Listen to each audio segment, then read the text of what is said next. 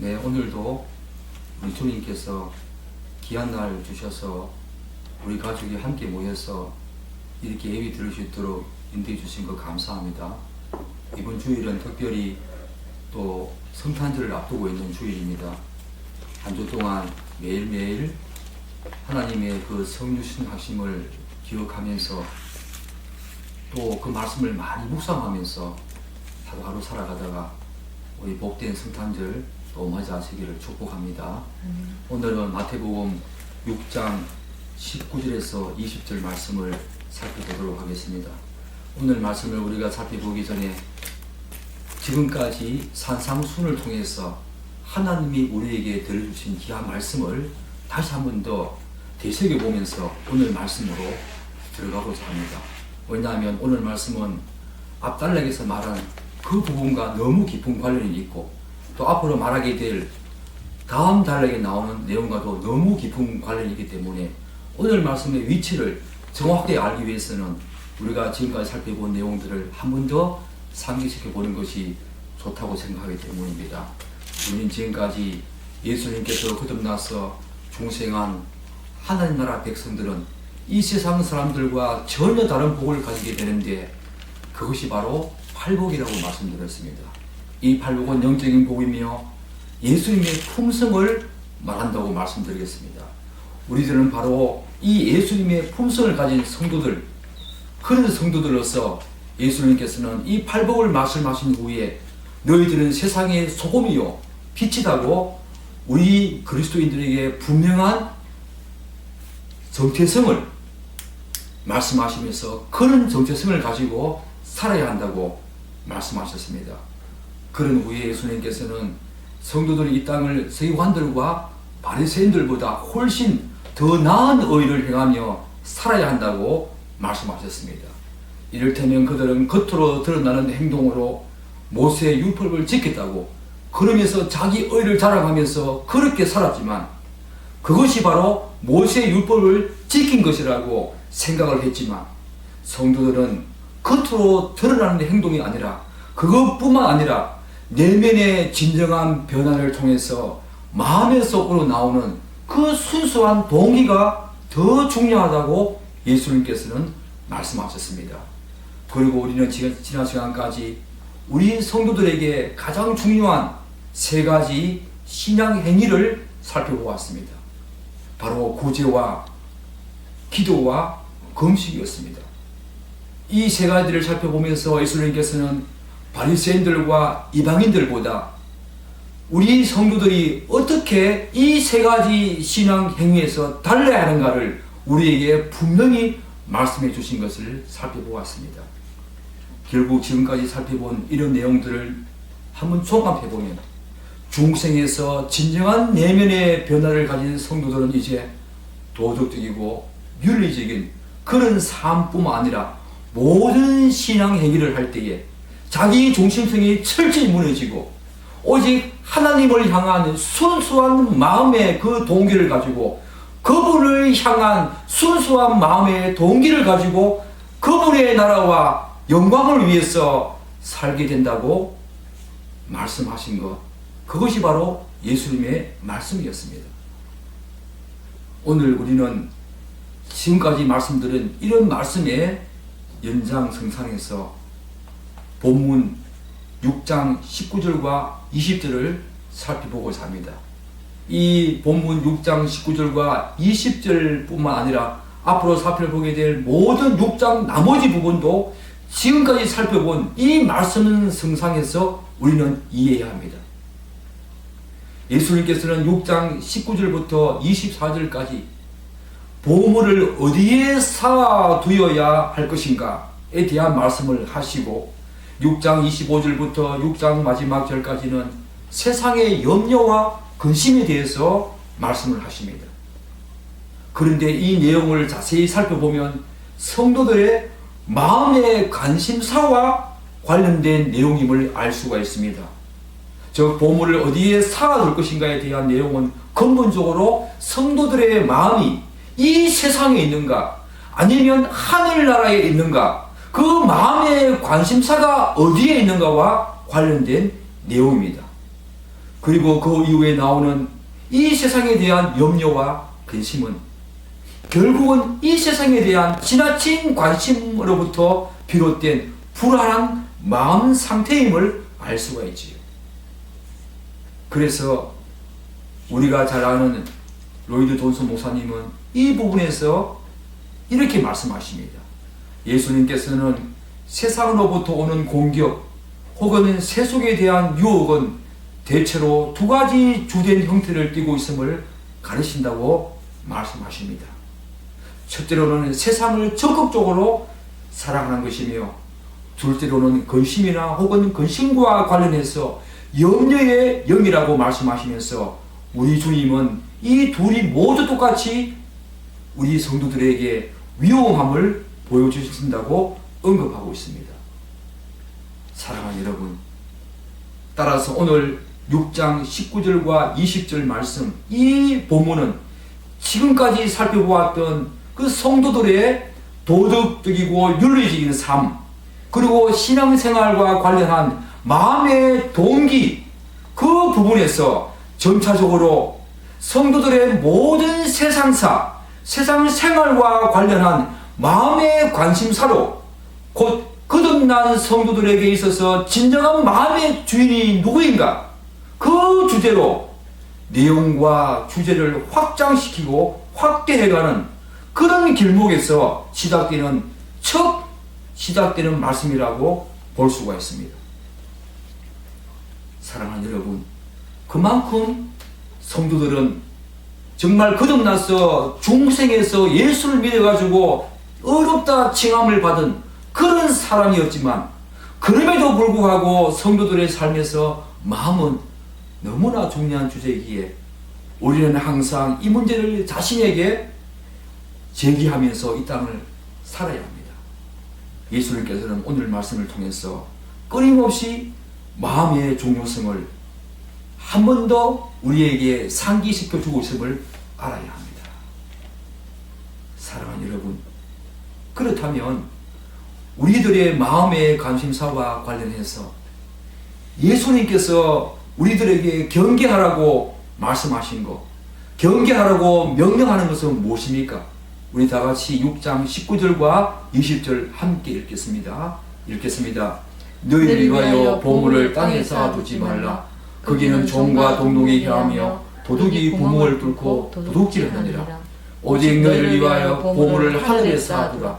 거기는 좀이나 동독이 해하지 못하며 도둑이 구멍을 뚫지도 못하고 도둑질도 못하느니라. 오늘 19절은 부정적인 명령입니다. 하지 말라는 것입니다. 그리고 20절은 보물을 하늘에 쌓아두라고 하는 긍정적인 명령입니다. 성경의 진술 방식은 항상 이렇습니다. 부정적인 것에서 긍정적인 것으로, 그리고 소극적인 것에서 적극적인 것으로, 또 다른 한편으로는 직설법을 먼저 말씀하시면서 명령법으로 나아가는 것이 성경의 진술 방식이고 성경의 원리입니다. 우리는 이미 팔복에서 예수님의 품성이 어떠한가, 그리고 예수님의 품성을 닮은 팔복을 지닌 성도들의 품성이 어떠한가에 대해서 살펴보았습니다. 그것은 직설법이지요. 그런 성도들의 품성, 예수의 품성을 닮은 성도들은 앞으로 어떠한 삶을 살아야 하는가에 대한 명령법이 오늘 나오지요. 성경은 항상 이렇게 진술합니다. 직설법에서 명령법으로, 그리고 소극적인 면에서 적극적인 면으로, 그리고 오늘 말씀처럼 부정적인 명령에서 긍정적인 명령으로 나아갑니다. 사랑하는 여러분, 그렇다면 여기에서 예수님께서 말씀하시는 이 보물은 무엇일까요? 이 보물은 무엇일까요?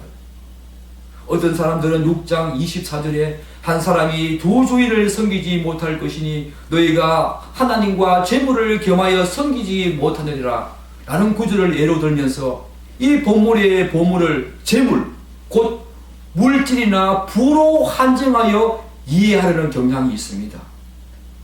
그러나 그렇게 해석한다면 왜 예수님께서 너희를 위하여 재물을 혹은 부를 혹은 물질을 땅에 쌓아두지 말라고 말씀하지 않았는가? 거기에 대해서 우리는 의문점을 가지게 됩니다.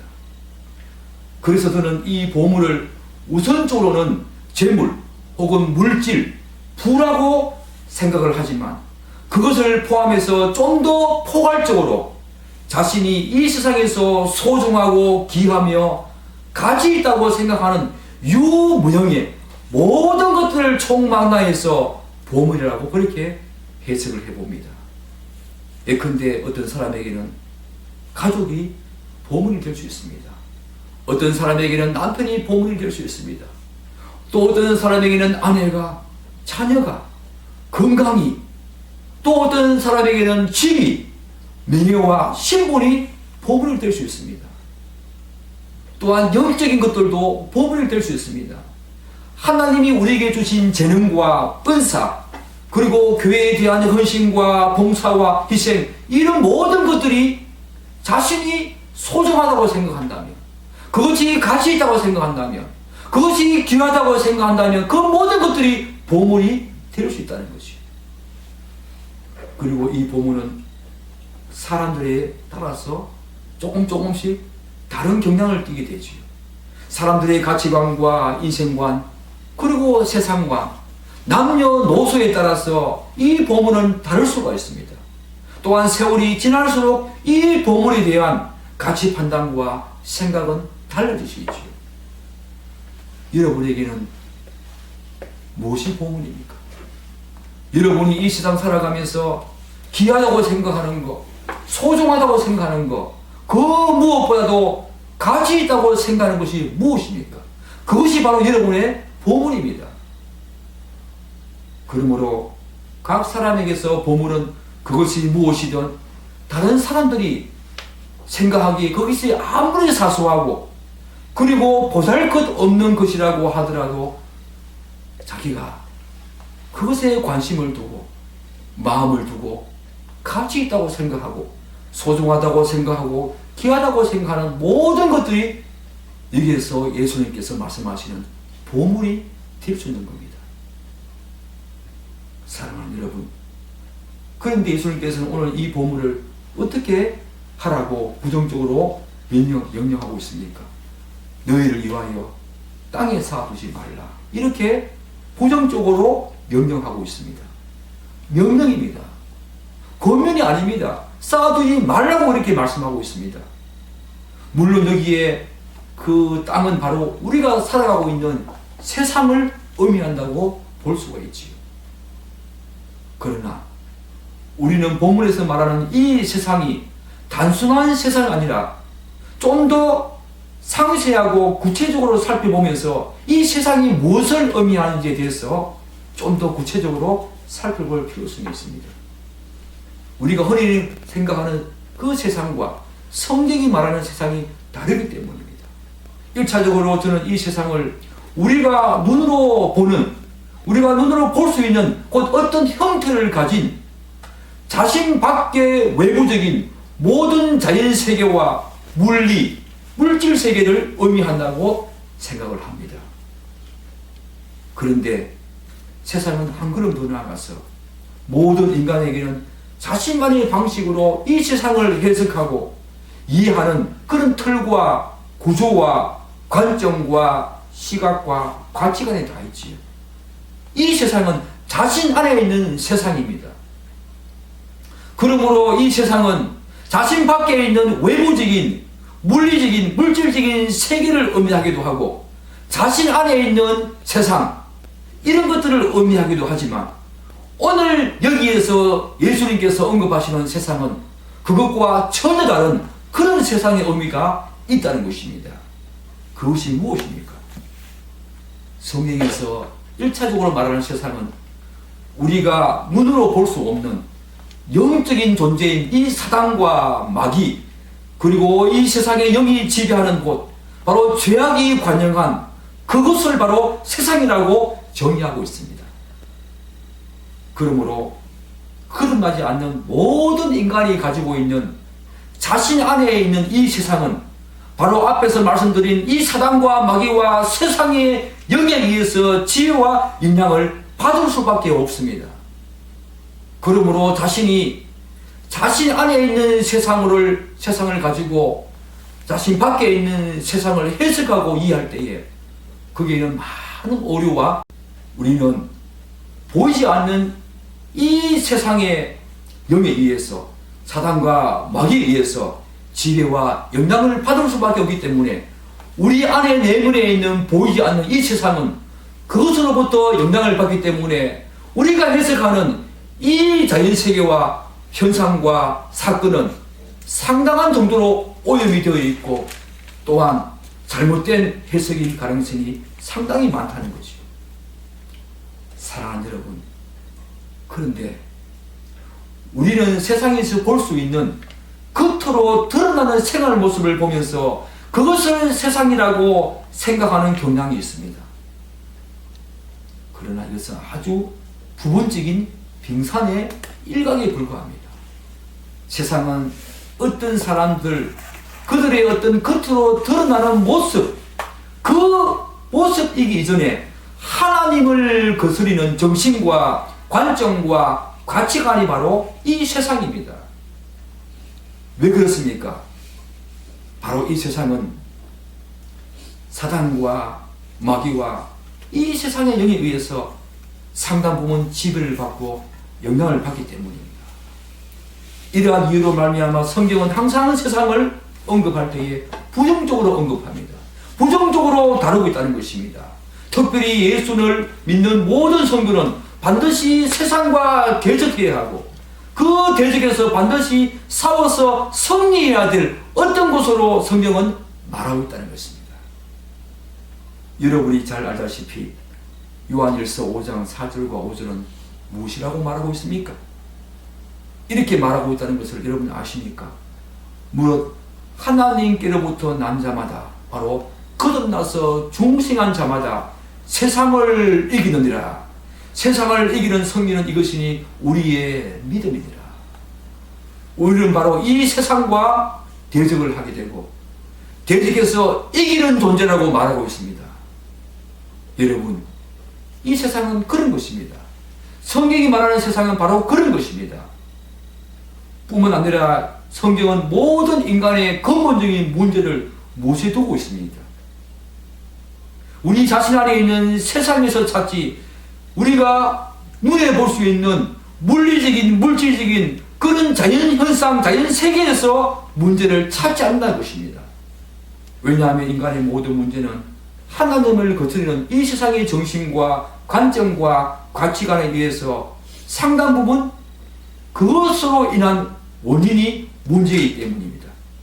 그리고 무엇보다도 모든 인간은 그 속에 죄로 인한 타락으로 오염되었을 뿐만 아니라 자신을 파멸과 멸망과 영원한 죽음으로 이끌어가고자 하는 이 세상의 신에 의해서 상당 부분 지배를 받고 있기 때문입니다. 사랑하는 여러분, 결론적으로 세상은 무엇입니까? 예수님께서 언급하시는 세상은 무엇입니까? 세상은 세상 신의 주관 아래에서 나타나는 각종 정신과 가치관과 문화, 관점 등 하나님과 대립되고 하나님을 거스르는 부정적인 이미지를 여기서 내포하고 있다는 것입니다. 세상은 바로 그런 것이라는 것입니다. 그래서 본문에서도 예수님께서는 세상을 하나님이 계시는 하늘과 대조시켜 언급하시면서 성도들의 주된 관심사가 이 세상이 되지 말아야 한다고 그렇게 명령하시면서 오늘 부정적으로 다루고 있다는 모습을 우리가 볼 수가 있지요. 예수님께서는 바로 이런 보물을 너희를 위하여 곧 자신을 위하여 이런 세상에 쌓아두지 말라고 말씀을 하십니다. 사랑하는 여러분, 예수님의 이 말씀에서 우리는 두 가지 내용을 눈여겨볼 필요성이 있습니다. 하나는 너희를 위하여, 또 다른 하나는 쌓아두지 말라라는 말씀입니다. 예수님께서는 너희를 위하여 그렇게 하지 말라고 말씀하신 이유가 무엇일까? 여러분, 왜 너희를 위하여 그렇게 하지 말라고 하셨을까요? 왜 그럴까요, 여러분? 물론 예수님께서는 그 뒤이은 말씀에서 그 이유를 말씀하십니다. 그렇지만 우리들은 그 이유와 별개로 성도의 존재성, 여러분과 저의 존재성과 관련해서 예수님의 이 명령을 살펴볼 필요성이 있습니다. 사랑하는 여러분, 우리가 알다시피 모든 성도는 예수 그리스도께서 십자가에서 흘리신 보혈, 곧 우리들의 죄를 속량하신 대속적인 그 죽음으로 인해서 1차적으로 하나님과 화평한 자입니다. 한 걸음 더 나가서 모든 사람과 화평하게 되었습니다. 뿐만 아니라 모든 피조물과 화평케 되었습니다. 그래서 예수님께서는 팔복에서 우리들에게 말씀하고 있지 않습니까? 너희들의 품성은 화평하게 하는 자다. 화평하게 하는 자는 복이 있나니. 이렇게 우리들의 품성을 그렇게 말씀하고 있지 않습니까? 그렇기 때문에 아무 자격도 없고 아무 공로도 없고 한 일도 없는, 하나님을 위해서 아무것도 자랑할 것이 없는, 내놓을 것이 전혀 없는 그 심령이 가난한 자, 그들을 위해서 하나님 편에서의 무조건적인 은혜와 사랑과 자비로 말미암아 구원받은 모든 성도는 이제 자기 자신을 위해 사는 존재가 아닙니다. 오히려 하나님과 이웃을 섬기며 사는 전혀 다른 새로운 존재로 거듭났다는 것입니다. 그래서 예수님께서는 자신을 위하여, 너희를 위하여 이 땅에 보물을 쌓아두지 말라고 하신 것입니다. 따라서 성도라면 여러분과 저는 당연히 하나님의 사랑과 이웃 사랑을 중요한 삶의 시금 속으로 삼고 살아가는 존재라는 것입니다. 그런 차원에서 성도들은 우리가 사는 이 세상에 일차적인 관심을 두고 사는 존재가 아닙니다, 여러분. 이를테면 성도들은 이제 더 이상 자신을 위하여 보물을 이 세상에 쌓아두고 사는 사람들이 아니라는 것입니다. 여러분들은 여러분이 귀하고 가치 있다고 소중하다고 생각하는 그 보물을 어디에 쌓아두고 있습니까? 어디에 목적을 두고 여러분의 관심사를 두고 살았습니까? 이 세상입니까? 하늘입니까? 만약에 그런 것들을 이 세상에서 영원히 누릴 것이라고 생각하면서 이 세상에 관심을 두고 살았다면 여러분의 삶은 그 보물을 이 세상에 쌓아두고 사는 사람들입니다. 만약에 하나님을 위해서 여러분이 소중하다고 생각하는 그 모든 보물들을 하나님을 목적을 위해서, 하나님의 영광과 그분의 명예와 그분의 이름을 위해서 살아들었다면 여러분들은 그 보물을 하늘에 쌓아두고 사는 사람들입니다. 그렇게 되기를 축복합니다. 또한 예수님께서는 쌓아두지 말라고 명령하시지요. 그렇다면 쌓아두지 말라고 명령하신 이유가 무엇입니까? 우리들은 예수님의 이 명령에서 한 가지 오해의 소지가 있는 부분을 먼저 해소하고 넘어가야 합니다. 그것은 성도가 이 세상을 살아가면서 자신이 생각하는 그런 보물들, 그런 것들을 전혀 개의치 않고 무관심하고 아무 관심도 없이 아무 관계가 없는 것처럼 그렇게 살아가라는 그런 명령으로 이 말씀을 오해해서는 안 된다는 것입니다. 일부 사람들은 예수님의 이 말씀을 그렇게 해석해서 아예 속세를 던지거나 혹은 산속이나 혹은 사람의 인적이 드문 곳에 수도원이나 기도원을 세워놓고 그곳에서 평생 동안 생활하는 사람들도 있습니다. 그러나 예수님께서는 팔복 이후에 그리스도의 정체성을 말씀하시면서 뭐라고 말씀하십니까? 성도 여러분, 우리들을 향해서 너희들은 세상의 소금이다, 세상의 빛이다 라고 말씀하지 않습니까? 세상의 소금이다. 우리는 세상과 동떨어지고 세상과 뗄래야 뗄 수 없는 관계성을 가지고 이 땅을 살아간다는 것입니다. 그래서 기독교는 예로부터 시장 종교라고 말씀하지 않았습니까? 바로 사람과 부딪히면서 하나님의 그 사명, 우리에게 주신 그 그리스도인의 정체성, 소금이요 빛으로 그렇게 살아가라는 것입니다.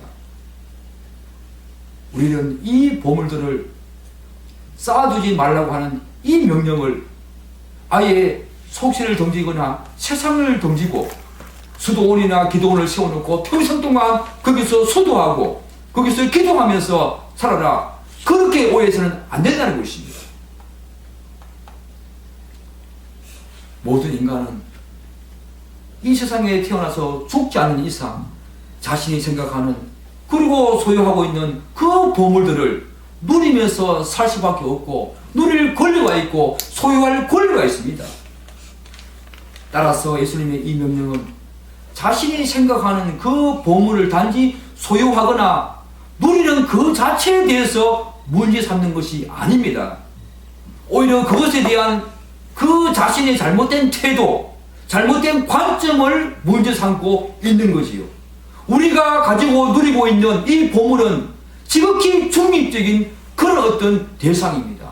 문제는 이 중립적인 대상을 어떤 관점과 태도로 대하는가, 거기에 문제가 있는 거지요. 거기에 가치 판단이 이루어질 때에 거기에 문제가 있는 거지요. 예수님께서 오늘 말씀을 통해서 너희가 이 세상에 보물을 쌓아두지 말라, 그 말씀은 소유 그 자체에 대해서 우리가 귀하게 생각하고 여기는 소중하게 여기는 그 보물 그 자체에 대해서 그렇게 하지 말라는 것이 아니라 그 보물 그 자체에 대해서 어떤 잘못된 태도와 관점을 가지고 사느냐, 그것을 문제 삼으시면서 그것을 땅에 관심을 두고 사느냐, 그것을 하나를 위해서 사용하느냐, 그것을 오늘 문제 삼고 있다는 것입니다. 사랑하는 여러분, 마태복음 10장 37절에서 예수님께서 직접 하신 말씀을 한번 들어보시겠습니까? 아버지나 어머니를 나보다 더 사랑하는 자는 내게 합당하지 아니하고 아들이나 딸을 나보다 더 사랑하는 자도 내게 합당하지 아니하며 라고 말씀하고 있지 않습니까? 그럼 우리가 아버지나 어머니, 아들과 딸을 사랑하지 말라는 것입니까? 아닙니다. 여기 이 말씀을 보면 더 사랑하는 자, 나보다 아버지나 어머니를 더 사랑하는 자, 나보다 아들이나 딸을 더 사랑하는 자, 그들이 내게 합당하지 않다고 말씀하고 있습니다. 우리들은 아버지나 어머니를 사랑해야 되고 귀하고 소중한 존재로 여겨야 합니다. 마찬가지 아들과 딸도 그렇게 소중하고 귀하다게 여겨야 합니다. 문제는 그것에 너무 지나친 관심을 가진다거나 거기에 우리의 모든 관심사와 초점을 두는 것, 하나님보다 그곳에 더 초점을 두는 것, 그것이 바로 이 세상에 보물을 쌓아두는 것이기 때문에 그것을 지금 문제 삼고 있다는 것입니다. 그 오해에서 우리는 벗어날 필요성이 있다는 것입니다.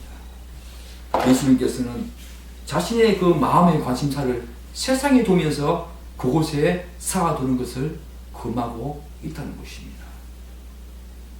사랑하는 여러분, 반면에 예수님께서는 자신의 그 보물에 대한 올바른 태도는 자신의 마음의 관심사를 하늘에 두고 그 보물을 하늘에 쌓아두는 것, 즉 하나님의 영광과 명예와 그분의 이름을 위해서 사용하는 것, 그것이 바로 하늘에 자신의 보물을 쌓아두는 것인데 바로 그렇게 쌓아두라고 오늘 긍정적으로 명령하고 있습니다. 결국 예수님의 이 말씀은 보물은 그 자체에 대해 부정적으로 말씀하시는 것이 아닙니다. 그것에 대한 자신의 태도와 그것을 어디에 쌓아두느냐, 곧 마음의 관심사와 초점이 어디를 지향하면서 사는가에 지금 예수님께서 이 말씀을 통해서 우리에게 하고 있는 것입니다. 웨스트민스터 대의원의 문답 1문은 거듭나서 구원을 받은 성도들의 최고의 목적은, 우리 인간의 최고의 목적은 바로 하나님을 영화롭게 하며 영원토록 그를 온전히 즐거워하는 것이라고 말하고 있습니다. 왜냐하면 만물이 하나님의 기쁘신 뜻대로 창조되었고 만물이 하나님을 위해서 존재하기 때문에 무슨 일을 하든지 하나님을 영화롭게 하는 것이 성도의 의무라고 말하고 있습니다. 바로 거듭나서 구원받은 성도는 이제 예수 그리스도 안에서 전혀 다른 새로운 피조물, 새로운 존재로 거듭나기 때문에 우리의 최고의 목적은 이제 하나님 나라, 그분을 영화롭게 하고 그분을 기뻐하는 일을 하는 것이 바로 하늘의 보물을 쌓아두는 것인데, 그게 바로 인간의 최고의 목적이라고 이야기하고 있지 않습니까? 그렇기 때문에 성도는 이제 자기 중심성이 철저하게 무너지고 자기를 부인하면서 마음의 관심사를 썩어질 이 세상이 아니라 영원히 변하지 않고 불변하는 하늘에 두면서 살게 되어진다는 것입니다. 사랑하는 여러분, 그렇다면 오늘 본문 마태복음 6장 19절과 20절에서 예수님께서 왜 보물을 이 세상에 쌓아두지 말고 하늘에 쌓아두라고 명령하고 있습니까? 우리 19절과 20절 다시 한번 읽겠습니다. 너희를 위하여 보물을 땅에 쌓아두지 말라. 거기는 종과 동록이 해하며 도둑이 구멍을 뚫고 도둑질하느니라. 오직 너희를 위하여 보물을 하늘에 쌓아두라. 거기는 좀이나 동록이 해하지 못하며 도둑이 구멍을 뚫지 못하고 도둑질도 못하느니라. 예수님께서는 그 이유를 세상과 하늘을 대조시키면서 몇 가지 이유로 제시하고 있습니까? 몇 가지 이유로 제시하고 있습니까? 두 가지지요. 첫 번째 이유는 이 세상은 종과 동록이 해야지만 하늘은 그렇지 않다고 말씀하고 있습니다. 여러분, 좀이 무엇입니까? 좀은 좀벌레라고 하는 곤충으로 서적이나 종이를 심하게 훼손시키는 곤충입니다. 동록은 무엇입니까? 동록은 구리나 구리 합금의 표면이 녹이 슬어서 부식되는 것을 말합니다. 따라서 이 종과 동록의 공통점은 물건을 심하게 부식시키고 부패시키며 훼손시킨다는 것입니다. 이 세상에 마음의 관심사를 두고 초점을 두고 보물을 세상에 쌓아두면 그 보물이 그렇게 부식되고 부패되고 훼손되어지지만 하늘에 쌓아두면 그렇게 되지 않는다는 것입니다. 왜 그렇습니까? 그것은 바로 세상과 하늘이 근본적으로 다르기 때문입니다. 이 세상은 영원하지 않습니다. 그렇지만 하늘은 영원합니다. 여러분, 그 말씀 아시지 않습니까? 요한계시록에 하나님께서는 예수 그리스도 이 땅에 오셔서 마지막 재림의 날 새하늘과 새 땅, 새하늘과 새 땅이 하늘에서부터 내려온다고 말씀하고 있지 않습니까? 우리가 보이는 이 세상은 사라집니다. 없어집니다. 또 세상에 존재하는 모든 피조물들은 다 부식하고 부패하고 다 썩어질 것입니다. 그렇기 때문에 베드로후서 1장 4절에서 베드로가 이렇게 귀한 말씀을 주고 있지 않습니까? 이로써 그 보배롭고 지극히 큰 약속을 우리에게 주사 이 약속으로 말미암아 너희가 정욕 때문에 세상에서 썩어질 것을 피하여 신성한 성품에 참여하는 자가 되게 하려 하시느니라. 우리는 세상에서 썩어질 것을 피하는 존재로 살아야 합니다. 베드로가 말씀하기를 너희들은 세상에서 썩어질 것을, 모든 세상에 있는 모든 것들은 다 썩어집니다. 사라집니다. 부패합니다. 부식합니다. 그렇기 때문에 오늘 베드로의 권면을 들어보십시오. 신성한 성품에 참여하는 자가 되게 하려 하시느니라. 이사야 40장 8절은 또 우리에게 이렇게 말씀을 하고 있지 않습니까? 푸른 마르고 꽃은 시드나 그렇게 아름답고 그렇게 찬란했던 그 꽃도 푸른 마르고 꽃은 시드나 우리의 하나님의 말씀은 영원히 서리라. 이 세상에 있는 모든 찬란한 것들, 아름다운 것들, 호화로운 것들, 우리가 가치 있고 소중하고 귀하다고 생각하는 모든 것들은, 그런 보물들은 마르고 시들고 부식하며 부패하며 썩어질 것입니다. 그러나 하나님의 말씀, 하나님은 영원히 선다고 말씀하고 있지 않습니까? 근본적으로 세상과 하늘은 다르다는 것입니다. 그렇기 때문에 필연적으로 이 세상에 존재하는 모든 것들은 시간이 지나면 다 사라지고 없어지며 부패하고 부식한다는 것입니다. 그것은 아담과 하와의 타락으로 인해서 모든 피조물들도 하나님의 형벌을 받았기 때문입니다. 원래는 그렇지 않았습니다. 에덴 동산에서는 그렇지 않았습니다. 그렇지만 인류의 대표의 땅에 오신 아담과 하와의 그 타락으로 말미암아 아담과 하와도 형벌을 받았지만 모든 피조물들도 병행해서 아담과 하와와 함께 형벌을 받았기 때문입니다. 그래서 로마서 8장 20절은 이렇게 말하고 있지 않습니까? 피조물이 허무한데 굴복하는 것은 자기 뜻이 아니요.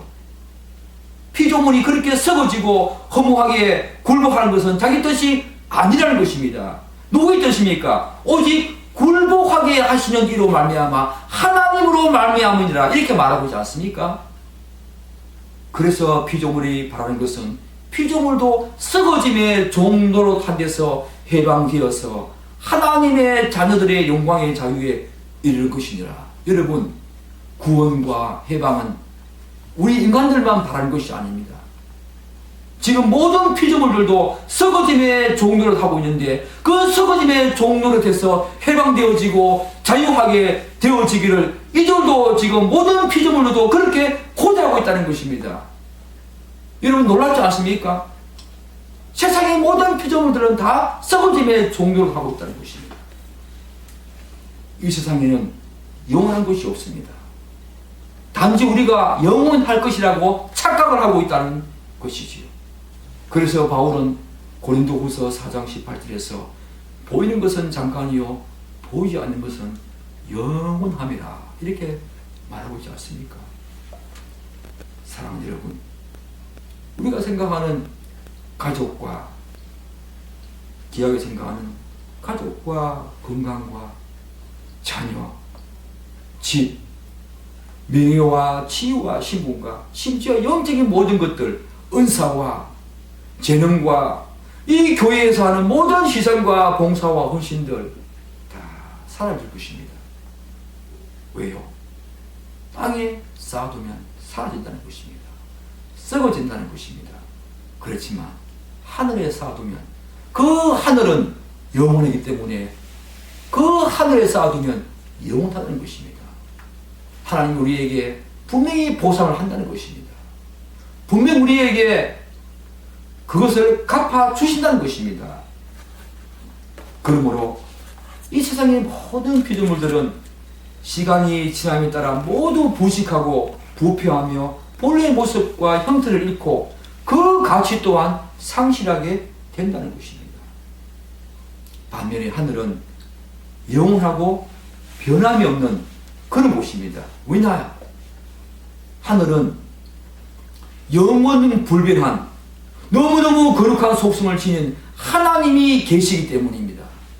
이 세상은 죄로 말미암아 사단과 마귀와 이 세상의 영이 지배하는 죄악이 관여한 곳이고 모든 이 세상 피조물들은 다 썩어질 것이지만 그 하늘은 영원 불변하시고 거룩하시고 신실하신 그분이 계시는 것이기 때문에 그곳에 우리의 모든 보물들을 쌓아두면 다시 말씀드려서 하나님의 영광과 이름과 명예를 위해서 여러분과 제가 소중하다고 생각하는 모든 귀한 것들을 그 목적을 위해서 하나님을 위해서 사용하고 하나님을 위해서 그것을 수단 삼아 하나님의 목적이 되어지고 그것은 하나의 수단으로 도구로 사용되어진다면 우리는 하늘에 보물을 쌓아두는 사람이고 그 보물은 하나님의 영원히 지키시고 보존하시기 때문에 사라지지 않고 부식되지 않고 부패하지 않고 영원하다는 것입니다. 하나님 우리에게 갚아주시고 보상해 주신다는 것입니다. 얼마나 귀한 말씀입니까? 사랑하는 여러분, 요한복음 6장 27절은 이 말씀과 똑같은 말씀을 하십니다. 썩을 양식을 위해서 일하지 말고 영생하도록 하는 양식을 위하여 일하라. 예수님께서는 이제 이 세상의 보물을 쌓아두지 말아야 하는 두 번째 이유로 도둑이 구멍을 뚫고 도둑질을 하기 때문이라고 말씀하고 있습니다. 사랑하는 여러분, 첫 번째 이유였던 이 종과 동독을 통한 부식과 부패가 자연적인 현상이라고 한다면, 도둑이 구멍을 뚫고 도둑질을 하는 것은 인위적인 요소가 더 강하다는 것을 알 수가 있습니다. 사실 종과 동독을 통한 이 부패와 부식만으로도 이 세상의 모든 보물들은, 우리가 생각하는 귀하고 소중하다고 생각하는 모든 것들은 다 사라지고 없어질 것입니다. 그럼에도 불구하고 예수님께서 인위적인 요소인 도둑질을 덧붙인 이유는 바로 이 세상의 보물을 쌓아두는 일은 절대적으로, 그리고 필연적으로 아무 소용이 없고 무가치한 일이라는 것을 한 번 더 강조하기 위함입니다. 예수님께서는 두 가지 거물망을 지금 제시하시면서, 이 거물망을, 즉 세상의 보물을 쌓아두면 다 썩어 없어질 것이라고 하는 이 거물망을 도저히 피해갈 수 없다고 말씀하고 있습니다. 한 가지는 자연적인 요소였습니다. 두 번째 요소가 바로 인위적인 요소입니다. 이 두 가지 거물망을 피해갈 그런 어떤 세상의 보물은 없다는 것입니다. 사라지지 않고 영원할 보물은 이 땅에서는 없다는 것입니다. 이 땅에서는 다 사라지고 없어지고 무가치하게 되고, 또한 부식하고 부패한다는 것입니다. 여러분들이 자신을 위해서 그것을 사용한다면, 여러분들이 한 그 모든 노력과 모든 삶의 행위들은, 신앙 행위들은 아무 쓸모없다는 것입니다. 하나님은 그것을 인정하지 않으신다는 것입니다. 하나님은 그것을 귀하게 보지 않는다는 것입니다. 이 세상에 쌓아둔 보물은 자연적인 현상을 통해 사라지지 않고 보존된다고 하더라도, 이 두 번째 거물망인 도둑이 구멍을 뚫고 들어와서 도둑질하는 것을 절대로 피해갈 수 없다는 것입니다.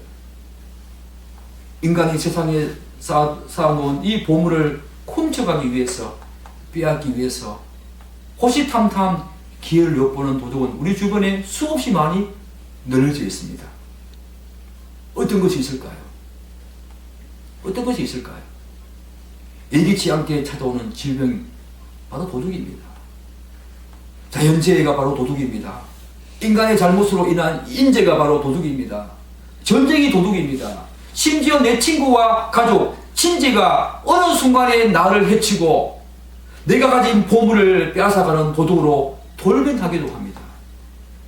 설령 이런 도둑을 막기 위해서 모든 장치와 도구를 다 동원하고 심지어 사람까지 고용해서 철저하게 대비하고 준비한다고 하더라도, 마지막 도둑, 인간의 생사하고 주장하시는 하나님께서 죽음이라고 하는 도둑을 허락하시면 하루아침에 자기가 그렇게 아끼고 소중하게 여겼던 모든 것들은 다 사라지고 잃어버리게 된다는 것입니다. 이 세상의 보물을 쌓아두면. 그래서 누가복음 12장 18절로 20절은 이렇게 말하고 있지 않습니까? 또 이르되 내가 이렇게 하리라.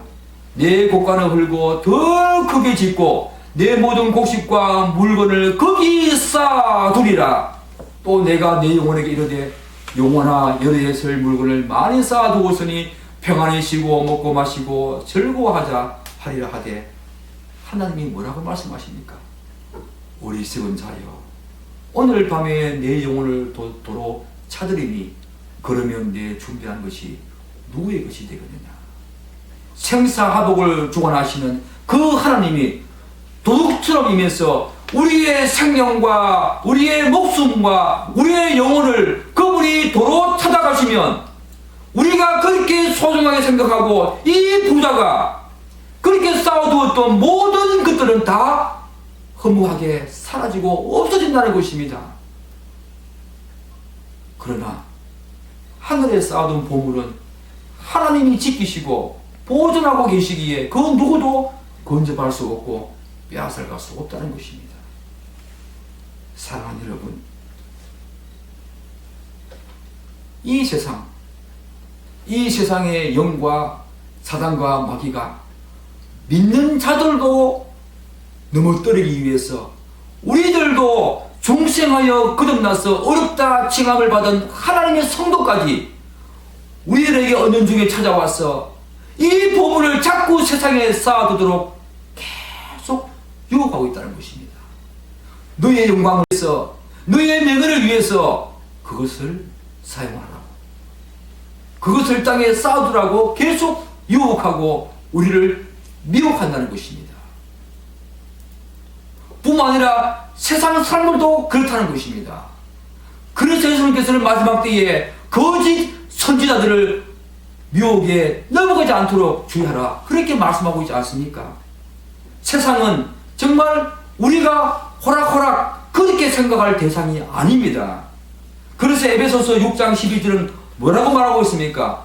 우리의 씨름은 혈과 육, 그것을 상대하는 것이 아니요 통치자들과 권세들과 이 어둠의 세상 주관자들과 하늘에 있는 악한 영들을 상대함이라, 그렇게 말하고 있지 않습니까? 우리가 생각하는 이 세상은 그렇게 호락호락하지 않습니다.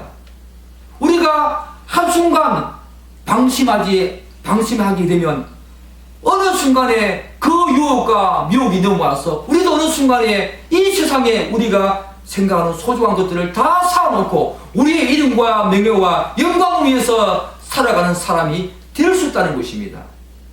그런데 예수님께서는 우리에게 귀한 말씀을 하고 있지 않습니까?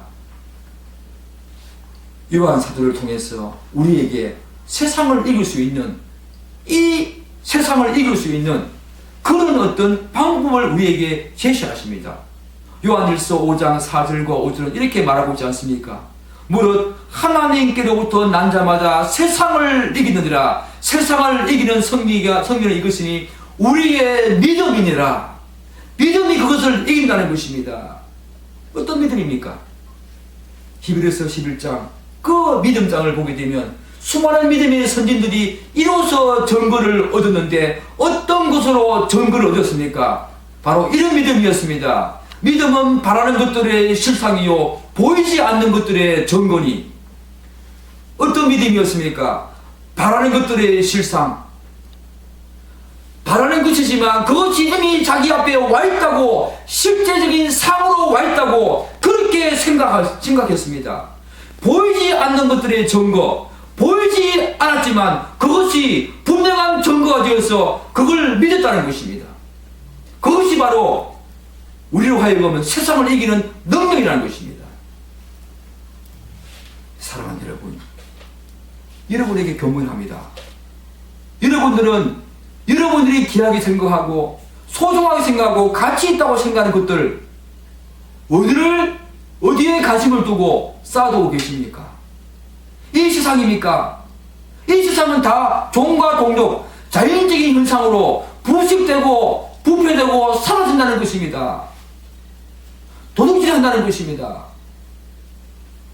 우리에게 찾아오는 예기치 못한 질병이라고 하는 도둑, 자연재해라고 하는 도둑, 인재라고 하는 도둑, 마지막에 그것을 다 넘어간다 하더라도 하나님이 생사하도록 주관하시는 그 하나님이 허락하시는 마지막 도둑, 죽음이라고 하는 그 도둑 앞에서는 어느 누구도 피해갈 수 없다는 것입니다.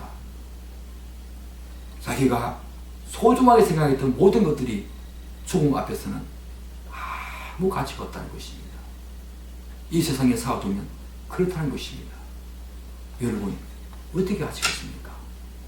여러분들은 영원히 변하지 않고 불변한 그 하나님이 계시는 하늘에 여러분의 보물을 쌓아두시겠습니까?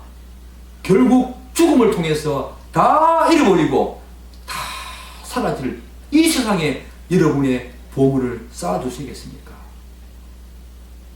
어디에 쌓아두시겠습니까? 여러분, 하늘에 쌓아두기를 축복합니다. 아멘.